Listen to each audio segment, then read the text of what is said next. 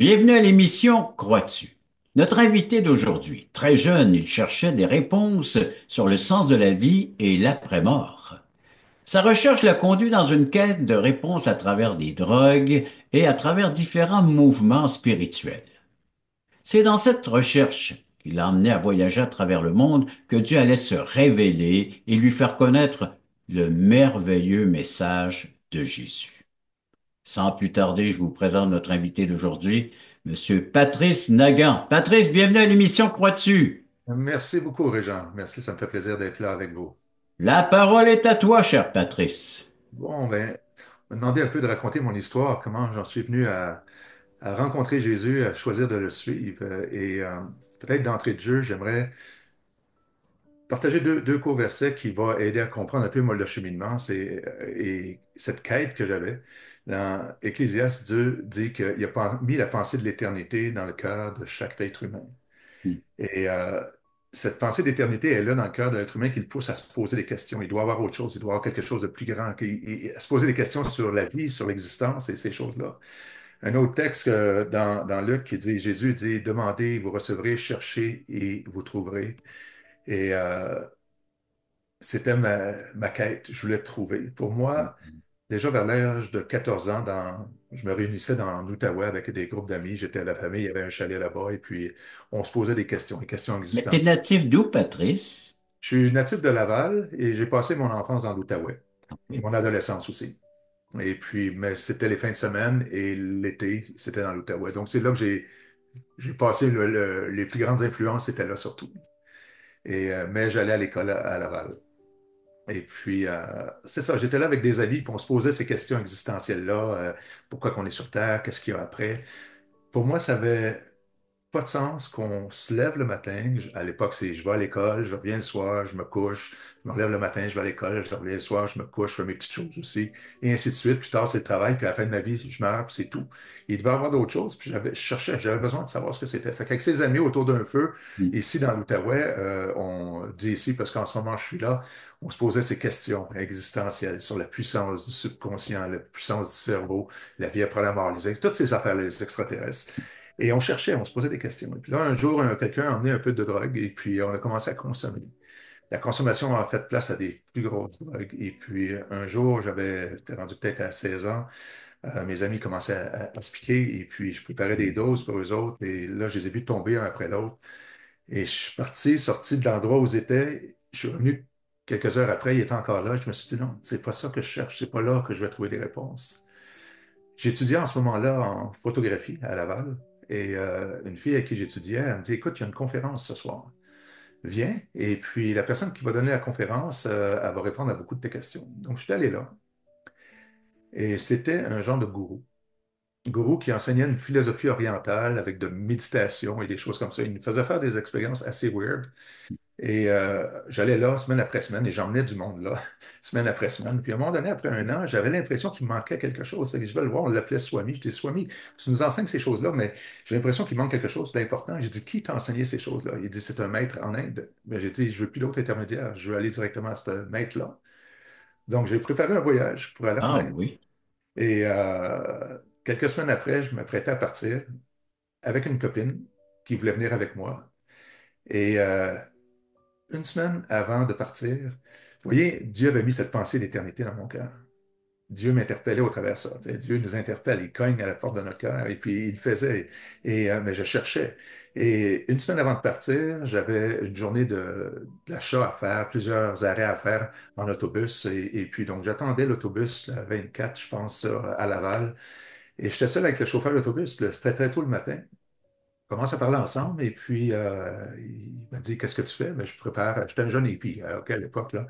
Et il dit, je prépare un voyage, je m'en vais en Inde. Il dit, ah oui, il dit, je partais avec ma copine, il dit, avec ma blonde.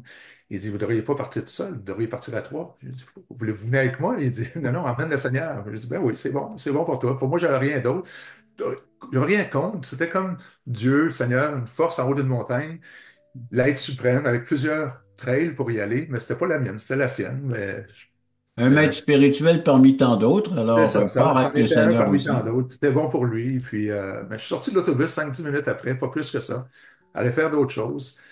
Finalement, j'ai rencontré ce chauffeur d'autobus-là plusieurs fois dans la même journée. Au point, j'ai demandé, t'es-tu le seul chauffeur de la ville de Laval? Et puis on a ri ensemble, j'ai appris son nom, il a pris le mien, et il s'appelait Maurice.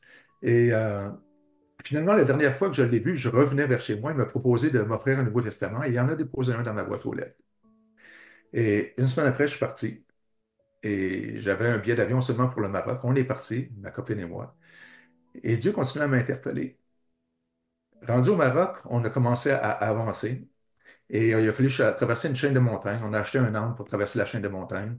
Et on a rencontré un autre Québécois qui, lui, revenait de l'Inde. Il avait passé 2 ans en Inde. Il se posait les mêmes questions que moi. Et il revenait sans réponse. On a parlé beaucoup et cet homme s'appelait François. François lisait la Bible, mais il saisissait pas tout. Il lisait comme on lit un autre livre un petit peu. On a resté plusieurs semaines avec François à traverser les chaînes de montagnes à pied. Et finalement, François est parti de son côté. Nous, on a traversé l'Algérie, la Tunisie. On a eu de la difficulté en Libye. Finalement, il a fallu se faire une histoire courte. 7 mois après, on a dû revenir au Québec. Et ma copine est partie de son côté, mais moi, ma quête n'était pas finie. Cette pensée d'éternité était toujours dans mon cœur. Il faut que je trouve, c'est quoi? Hmm. Pourquoi on est sur Terre? C'est question existentielle, mais je voulais vraiment avoir des réponses. Pour moi, il y avait autre chose que ce qu'on voit, ce qu'on ressent, et il y avait autre chose, puis je voulais le trouver. Donc, je suis reparti et j'ai descendu vers le sud des États-Unis pour m'en Toujours aller. à la quête, toujours à la recherche de ces réponses. Toujours à la recherche, avec dans mon sac à dos, j'avais toujours le petit Nouveau Testament que le chauffeur d'autobus m'avait donné, mais que j'avais jamais ouvert. Là, en fait, ce deuxième voyage-là, j'avais même pas de sac à dos. J'avais juste un petit sac de côté avec une couverte roulée. Et je suis parti. Et en arrivant dans le sud des États-Unis, j'ai rencontré François, Ben, que cher j'avais rencontré Patrice, dans les sais-tu que montagnes. cette rencontre-là avec François, là, mais on va la reporter juste après une courte pause. C'est beau. Alors, on suit tous ces voyages-là dans le but de chercher donc le sens à la vie, le pourquoi de notre existence, la Ouais. suite après la pause. Le voici, ce merveilleux cadeau. Nous vous offrons un livret d'environ 20 pages qui a comme titre Passeport pour le ciel. Très bien illustré. Un enfant le pourrait saisir, comprendre la portée du message. Nous vous l'offrons tout à fait gratuitement, sans aucun déplacement de votre part. Vous pouvez nous appeler, vous pouvez aller sur notre site croixtu.ca, faire des demandes, mais il sera livré à la maison, chez vous.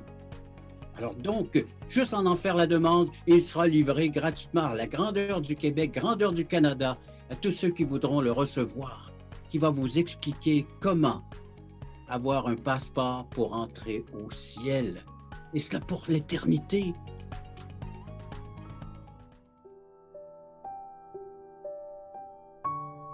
Patrice, donc tu reprends la route, toujours à la quête de recherche, donc de réponse à l'existence de ta vie, puis de la vie en général. Et puis là, tu te retrouves aux États-Unis. Oui. Et là, je rencontre François encore, que j'avais rencontré par hasard, et on décide de partir ensemble vers le sud du Mexique en faisant du pouce. On s'en va dans le sud du Mexique, et François avait une Bible encore. Et pour la première fois, on était avec un autre type de l'Oregon qui était là, et on restait dans une petite hutte avec des hamacs. Et pour la première fois, j'ai ouvert le Nouveau Testament que le chauffeur d'autobus Maurice m'avait donné. Si j'ai raconté ça, c'est juste pour dire que souvent Dieu nous interpelle au long de notre vie comme ça et de reconnaître, j'appelle ça des marqueurs ou des Oui. points précis. Et Dieu m'interpellait constamment de différentes manières. Et là, quand j'ai commencé à lire le Nouveau Testament, j'étais, j'étais frappé, frappé de l'enseignement de Jésus. Les paroles qu'il disait commençaient à entrer profondément dans mon cœur et je suis la vie, je suis le chemin, je suis la résurrection, je suis la porte, je suis le pain de vie, je suis le bon berger. Et toutes ces affirmations-là, j'ai laissé mes amis là, je suis parti dans les montagnes au Guatemala pour lire et lire et lire et lire. Je suis resté 3 mois là-bas et finalement, j'étais parti avec 250 $. Donc, 3 mois après, j'avais plus de scène. J'ai commencé à revenir vers le Canada. Je me suis retrouvé à Vancouver et là, je découvrais que Dieu existe. Mais à Vancouver, j'ai perdu mon Nouveau Testament. J'ai commencé à oublier tout ça et j'ai commencé à être tombé malade. J'ai été envoyé à Montréal à l'hôpital. Je fais une histoire courte, contagieux, parce que j'ai eu un couteau qui m'a traversé la main et puis j'ai fait un empoisonnement de sang. Et puis quand j'étais à l'hôpital, j'ai prié Dieu. J'ai dit, Dieu, quand je touchais dans mes mots de l'époque, là, quand je lisais ça, je lisais ce Nouveau Testament, il y a quelque chose qui brûlait en moi. J'aimerais Hmm. ça voir ça. Et ma copine qui était venue avec moi dans mon premier voyage est venue me visiter à l'hôpital et elle avait donné sa vie au Seigneur. Elle avait rencontré Jésus et est venue me porter un Ah Nouveau oui. Testament. Là, je découvrais que Dieu existait, mais je ne comprenais pas le sens de Jésus. Et c'est quelques semaines après que je suis sorti de l'hôpital. On a été dans une soirée où un ami, Richard Toupin, prêchait. Et puis, j'ai compris l'Évangile à ce moment-là. J'ai donné ma vie au Seigneur. J'ai choisi de le suivre. Ce que j'ai compris à ce moment-là, c'est que j'avais été créé pour être en relation avec Dieu, que je ne peux pas vivre sans lui, Mm. que l'être humain a été créé avec des dépendances. On dépend de l'air, on dépend de l'eau, on dépend de la nourriture pour vivre. Et la Bible nous révèle qu'on dépend de cette relation avec Dieu aussi pour vivre la vie qu'on est appelé à vivre. Et que des fois, je peux dire, ah non, moi, je ne suis pas d'accord avec ça, je ne veux pas dépendre de la nourriture, mais je vais souffrir, puis éventuellement, je vais mourir. Et Dieu nous a révélé qu'on est créé, on est façonné pour vivre en relation étroite avec Dieu, et qu'en dehors de lui, on ne peut pas vivre cette vie-là, et qu'on va souffrir éventuellement, et éventuellement, ça va être la mort. Mm. Et Dieu, c'est pas ce qu'il veut. Dieu veut cette relation-là avec nous. Et les gens disent, non, non, moi, je suis un grand garçon, je suis capable de faire ma vie comme je veux, mais on est créé pour vivre avec Dieu, puis on a ce vide intérieur-là. Et on n'est pas appelé à croire en Dieu, on est appelé à croire Dieu. Pas juste croire qu'il existe, mais croire ce qu'il dit. Vous savez, le péché, c'est parce qu'on choisit de croire nos propres ressources, nos propres moyens. Tu sais. Et Mm. on a tous fait des choix de mettre notre foi, notre espérance en autre chose qu'en Dieu, dans nos ressources, dans notre performance, dans nos capacités. Et ça mène à la ruine. Et parce que l'être humain fait ça, c'est cette souffrance qui est dans le monde, parce qu'ils ont ils ont choisi de se séparer de Dieu, Mm. de ne pas mettre leur foi et leur confiance en Dieu. C'est ce que la Bible appelle le péché, mettre ma foi en autre chose qu'en Dieu. Et ça crée une séparation et ça crée cette souffrance dans le monde. Vous savez, la mort signifie séparer. Séparer de la vie, séparer de Dieu. Et chacun de nous, on a contribué à ça. Chacun de nous, on a contribué à marcher sans se soucier de Dieu. Et on a contribué dans une certaine façon à cette souffrance qui est dans le monde. Parce qu'on cherche de nos meilleurs, selon nos meilleures capacités, nos meilleurs raisonnements, à des solutions pour nos vides intérieurs, combler notre besoin intérieur. Mais Dieu a toi, créé tu fais l'être cette humain découverte-là, tu avais quel âge? Ça fait combien de temps tu fais 20 cette ans. découverte? 20 C'est une ans. grande découverte. Oui, et cette découverte-là, a été nourrie après ça, comprendre de mieux en mieux qu'est-ce que Dieu veut faire Mm. et qu'est-ce qu'il est en train de faire. Et j'ai compris que j'avais besoin de Dieu, Ouais. que Dieu était la solution. J'ai compris que en lisant tout ça, lisant le Nouveau Testament, les enseignements de Jésus, qu'est-ce qu'il a fait, et compris que j'ai pas de solution par moi-même et ma destinée, c'est la mort, que Jésus, qui veut dire Dieu sauve, ou Emmanuel, on l'appelle Emmanuel, qui veut dire Mm. Dieu est avec nous, c'est Jésus est Dieu qui vient sur terre pour vivre la vie qu'on est appelé à vivre, puis il a subi la mort que moi je serais appelé à subir parce que j'ai contribué à ça. J'ai vécu cette vie séparée de Dieu et la conséquence, c'est que je ne peux pas survivre à ça, c'est la mort. J'ai contribué à cette souffrance à quelque part. Mais Dieu, c'est pas ce qu'il veut. Dieu voit cette souffrance dans le monde, mais il sait pas ce qu'il veut. C'est pas ça qu'il veut pour le monde. Et Dieu lui-même est venu sur terre dans la personne de Jésus et il a offert sa vie. Il est mort, mais il est le créateur de la vie. Il dit, je suis le chemin, la vérité, la vie. Il ne dit pas, je connais le chemin, je suis la vie, je suis la vérité, je suis le chemin. Et il a vaincu la mort, et cette vie-là qui est en lui, qui vainc la mort, c'est ce qu'il veut m'offrir. Il a payé le prix à ma place, Ouais. que je n'aille pas mourir. Il a subi la mort pour que moi, je n'aille pas la subir, et il m'offre la vie qui est en lui. Et tu as fait ce choix-là quand? À 20 ans, À 20 ans. à mon retour, après cette présentation-là, j'ai compris à ce moment-là que j'avais un choix à dire. J'avais un choix à faire. J'avais besoin de reconnaître que j'étais dans cette vie-là, que Mhm. j'avais fait ce choix-là et de me choisir de suivre Jésus. C'est ce que la Bible appelle la repentance. Je me Ouais. tourne vers la nouvelle. Je mettais ma foi en quelque chose et là, je reconnais que cette chose-là me conduit à la mort et je décide de mettre ma foi en Mhm. Jésus. La repentance, la conversion. Et Dieu me dit qu'il a mis son esprit en moi. Par la suite, il a fait de moi son enfant. Et ce qui m'a permis, cette nouvelle vie-là que Dieu m'a donnée, c'est plus qu'avoir une place au ciel, c'est avoir un accès à la présence de Dieu, de pouvoir goûter à la paix, goûter, avoir une claire identité, avoir un clair sens pour ma vie, de pouvoir expérimenter la paix malgré, peu importe, malgré les situations qui arrivent, et je t'appelais à grandir là-dedans. Le Euh, pourquoi que tu vis, que tu existes, c'est pour Dieu. c'est C'est pour d'être Dieu. avec Dieu, d'être avec lui. Être en Et, relation avec ton Créateur. oui, et de comprendre qu'est-ce qu'il veut faire. Si je peux le dire en quelques mots encore, c'est qu'au Ouais, début, ben, on peut s'en garder parce qu'on a une autre OK, on ferait portion la qui s'en pause. vient. Il va y avoir une autre partie, mon cher Patrice, mais tu as trouvé la pièce manquante, hein, chez l'être humain, c'est Dieu. Oui. Mais après la pause, j'aimerais justement, oui, que tu nous en parles davantage de ce que tu as trouvé dans cette présence unique qui est celle de Dieu dans ta vie. Vous rappelez-vous du temps où vous étiez dans ce monde totalement perdu, quand Dieu vous cherchait?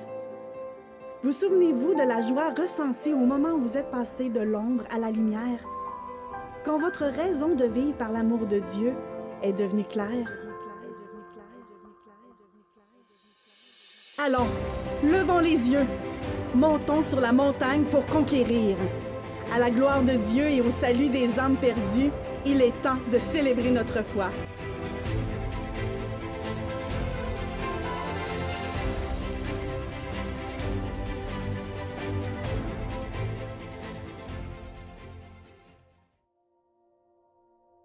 Patrice, donc, tu trouves ce qui manquait chez toi, c'est la présence de Dieu que tu retrouves par la foi en la personne de Jésus-Christ. Mhm. Oui. Oui, et j'ai réalisé que c'était pas le fruit de mes efforts, ça dépendait pas de ce que je fais, mais ça dépendait de ce que lui avait fait. Mm. Et c'est la même chose dans ma marche avec Dieu à tous les jours. J'ai été sauvé par le message de l'Évangile, qui est la mort, la résurrection de Jésus-Christ, qui me donne accès à la présence de Dieu, et c'est la même chose dans ma marche de tous les jours. Une des choses profondes que j'ai appris en grandissant dans ma foi, c'est que Dieu a créé l'être humain à son image. Et à cause du choix de l'homme de croire le mensonge il devait faire des choses pour être à l'image de Dieu. Si tu fais, si tu manges, tu vas devenir comme Dieu. Et de choisir, non, non, moi-même, j'ai ce qu'il faut pour devenir comme Dieu, ça crée une rupture, une séparation. Cette image de Dieu-là s'est ternie. L'être humain s'est retrouvé livré à lui-même, à ses propres solutions, à ses propres moyens. L'image de Dieu a été tordue. Sa vision du monde, de Dieu et de lui-même a changé, a été faussée. Mm. C'est ça qui a amené la souffrance, les maladies, les guerres dans le monde. Mais c'est pas ce que Dieu veut. Et ce que Dieu nous invite à faire, c'est de reconnaître qu'on est là et reconnaître ce qu'il a fait. Et quand Dieu allait mettre son esprit en moi, Mm. et ce qu'il voulait faire, c'est reconstruire l'image de Dieu en moi, jour après jour. Et tous les épîtres du Nouveau Testament adressent ça d'une manière ou d'une autre, jusqu'à ce que vous soyez parvenus à l'image de Christ ou que Christ soit formé en vous. Ben, oui, c'est ça. La Dieu, mature et ça, parfaite, oui. oui, et ça, c'est ma marche au quotidien. Et c'est toute une question de foi tout le temps. Je mets ma foi en quelque chose d'autre et on a besoin de grandir. J'ai appris à grandir. Je ne suis pas parvenu.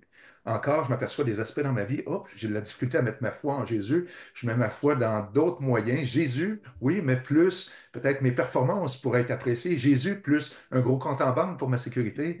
Pas que ces choses-là sont mal en soi, mais ils n'ont pas la capacité de combler ce besoin-là qui est dans ma vie de sécurité, d'identité, de sens. Et donc, j'apprends à me confier en Jésus, à faire confiance à ce que Jésus dit constamment, ce que lui dit qui est vrai. Et donc, s'il y a des pensées, des façons, des solutions, je les prends et je les expose à qu'est-ce que Jésus dit, lui, puis je décide de mettre ma foi en Jésus. Toute une question de foi. Donc, dans ma croissance, j'apprends à mettre ma foi en Jésus et non pas dans des solutions qui me sont proposées autour. Et pas que tout est mal autour, mais j'expose ces solutions-là. Est-ce que c'est ça que Dieu me dit? Est-ce que c'est la vérité conformément à ce que Dieu dit? Et Ou ce tri-là, Patrice, se fait en lisant les Écritures, en lisant la Bible. C'est en comme ça lisant que la le Bible? discernement, où est-ce que tu dois placer ta foi? C'est ça. Et déjà, quand on lit la Bible, on voit les Épîtres, par contre, ils nous montrent tout ce qu'on a en Christ, tout qui on est en Christ, et après ça, ils nous montrent qu'est-ce qu'on devrait vivre après ça à cause de ça. Mm. Et souvent, on met des accents sur comment on devrait vivre, mais sans appuyer sur à cause de quoi. Tu sais. Donc, moi, ça change beaucoup quand je m'appuie sur qu'est-ce que Christ dit de moi. J'ai plus besoin de m'inquiéter demain. Toutes les promesses que Christ a pour moi, l'abondance qu'il a pour moi, et les richesses, comme il dit dans Éphésiens 1, et la puissance, et l'identité qu'il me donne, et l'amour qu'il a pour moi, que j'ai pas besoin de dépendre de ces choses-là autour qu'on me propose pour me sentir aimé, pour me sentir important, me sentir valorisé, pour avoir une identité claire sur qui je suis. Donc, j'apprends, au fur et à mesure que je grandis dans ma foi, à m'appuyer sur qu'est-ce que Dieu dit, et pour ça, je dois connaître les Écritures, apprendre à Et les tout connaître. cela à travers des luttes, parce que, bon, on s'aperçoit, tu nous le partages tellement bien, que c'est entre la chair et l'esprit. On voit que Dieu nous dit, ne t'inquiète pas, je suis là, je t'ai promis que je serai là pour voir tes besoins, puis on s'inquiète. Alors on voit c'est ça. Il y a un duel entre la chair qui voudrait faire de quoi pour s'en sortir d'elle-même, puis Ouais. l'esprit qui dit, ben, tout est accompli, tout est là. Oui, Tu n'as oui. qu'à prendre, tendre la main, puis je Uh-huh. t'accorde tout cela, moi, par pure grâce. Oui, oui. Et j'aime quand tu parles de ces réalités-là de la chair, hein, quand Oui, la Bible va parler de la chair ou de la vieille nature ou de la oui, façon de vivre autrefois, c'est-à-dire ces endroits-là sur lesquels on s'appuyait avant de connaître Jésus. voilà. Je m'appuyais sur mes performances pour me sentir important, Mhm. me sentir apprécié des autres. Et Jésus dit, non, tu n'as plus besoin de faire ça, tu es libre. Tu es important, tu es aimé, je te l'ai montré à la croix. Regarde à quel point je t'ai aimé. Puis regarde la puissance que j'ai déployée quand j'ai ressuscité Jésus d'entre les morts. Mhm. C'est Ouais. cette même puissance que je veux manifester en toi pour que tu puisses vivre la liberté et plus dépendre de ces faux dieux, qui est Mhm. l'appréciation des autres, qui est la performance pour être quelqu'un ou des choses comme ça. Donc, cette croissance dans la foi en Jésus, tout est une question de foi. Ouais. Parce que ce qu'on vit, comme la manière qu'on agit révèle ce qu'on croit vraiment. Je peux dire que j'aime mon épouse, mais si mes actions, mon attitude ne démontrent pas, mais je mets en question qu'est-ce que je crois vraiment. Tu sais. Donc, mes attitudes, mes comportements révèlent qu'est-ce que je crois vraiment dans le fond. Moi, il y a toute une question de foi. En quoi je mets mon espoir, mon espérance. Et Jésus est le seul chemin. Et tout ça se retrouve dans la présence de Dieu à cause de qui on est, et Jésus rend ça possible. Et on Donc, c'est voit que c'est un un merveilleux message. apprentissage, hein. On doit Apprentissage. apprendre à vivre Ouais. par la foi. C'est pas inné, c'est pas naturel, hein. Ouais. On doit apprendre à dépendre de Dieu. Chaque jour, chaque Mhm. jour. Mhm. Chaque jour, c'est le bon combat de la foi. Hein? Paul disait à Oui. Timothée, saisis la vie éternelle. C'est-à-dire, approprie-toi-la, comprends-la de mieux en mieux. Saisis la vie éternelle à laquelle tu t'es appelé, combat le bon combat de la foi.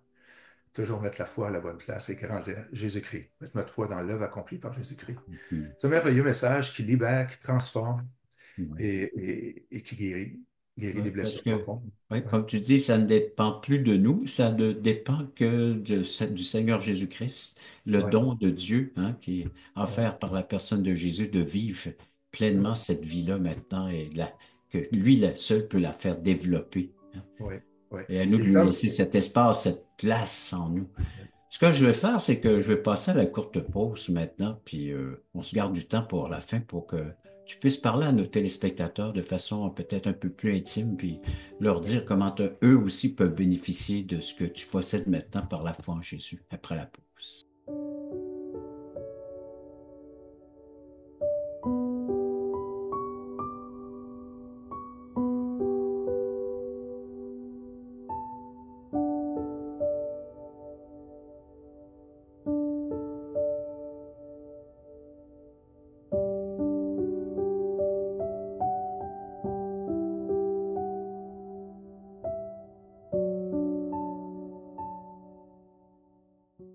Le samedi 11h30, Crois-tu vous invite à regarder les témoignages vivants et percutants qui nous ramènent à l'essentiel. Nos invités vous dévoileront comment le Seigneur est entré dans leur vie. Patrice, qu'est-ce que tu dirais donc aux téléspectateurs là, pour vivre ce que tu vis? bon, peut-être dire à chacun de vous qui écoutez, vous êtes précieux aux yeux de Dieu. Dieu vous connaît et Dieu veut vous rencontrer. Il est venu sur terre, il connaît la souffrance, il connaît les combats. Et c'est pas correct avec lui, c'est pas OK avec lui. Il se soucie de ça. Et il est venu ici sur terre pour pouvoir restaurer cette relation-là de l'être humain avec lui, de toi avec lui. Et c'est ce qu'il veut. Il a vaincu la mort. Et maintenant, il nous a donné un plein accès à sa présence au travers de l'œuvre de Jésus-Christ. Jésus-Christ est la vérité, le chemin et la vie. Pas une des vérités, pas un des chemins, pas une des vies. Il est la vérité, le chemin et la vie. Et il t'invite à faire comme un peu j'expliquais dans mon histoire, de reconnaître que oui, je suis créé pour y vivre avec Dieu et j'ai pas cette vie-là. J'ai une vie, mais j'ai pas celle que Dieu veut pour moi, qui est pleine, riche, abondante, rempli de paix et de joie. Et pas qu'il n'y aura pas d'épreuves, mais on ne sera pas tout seul pour les traverser, ces épreuves-là. Et Dieu t'invite à venir et reconnaître ce besoin de lui et de lui dire, viens dans ma vie. Je reconnais que j'ai marché à côté sans toi, mais j'ai besoin de toi. Viens dans ma vie. Remplis ma vie. Fais de mon être, mais emmène ta présence dans ma vie par ton esprit. Fais de moi ton enfant. La Bible nous dit que celui qui l'a reçu, il a fait de lui un enfant de Dieu. C'est lui qui a le pouvoir de faire de nous ses enfants. Hein. Oui, ça veut dire qu'on ne l'était pas avant. Et Là, lui, c'est ce qu'il veut avec toi. Donc, invite-le dans ta vie, reconnais que tu as besoin de lui. Ça s'appelle la repentance. Et offre-lui de venir, invite-le dans ta vie, avec un cœur reconnaissant, en disant merci de ce que tu as fait pour moi, parce que tu as été jusqu'au bout pour moi, pour que je puisse goûter à la présence de Dieu et expérimenter cette guérison, cette transformation et cette paix qu'il a pour toi. Donc, je t'invite à faire ce choix-là aujourd'hui. Et si tu as déjà fait ce choix-là, comme tu as fait le choix, la Bible nous dit, comme vous avez reçu le Christ, marchez en lui. C'est-à-dire, reconnaissez qu'on peut-être aujourd'hui, j'ai mis ma foi ailleurs et je reviens à lui. Seigneur, c'est en toi, je veux marcher. Et Dieu va transformer, se mettre à l'écoute de l'Esprit qui est en nous, qui nous interpelle, qui nous appelle, dit non, c'est pas là que je t'appelle à aller. Et donc, c'est marcher avec parce lui. que la grâce que Dieu met devant nous, elle nous permet de revenir, hein, Oui, de constamment. revenir sur le Oui, chemin, oui, oui. pour pas Le rester juste vivra par la foi. éloigné, ne pas rester éloigné.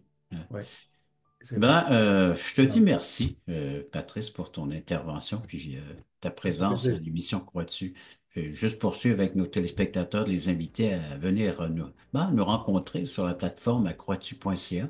Il y a plusieurs services qui sont là. Il y a le numéro de téléphone que vous pouvez aussi appeler puis rejoindre notre équipe. Mais sur la plateforme, il y a des études bibliques à 19 heures les mardis. C'est au Québec, puis à 20 heures, c'est le Nouveau-Brunswick. Donc, alors, mais c'est en même temps que ça se passe. Alors, 19 heures Québec, puis 20 heures Nouveau-Brunswick. Hein.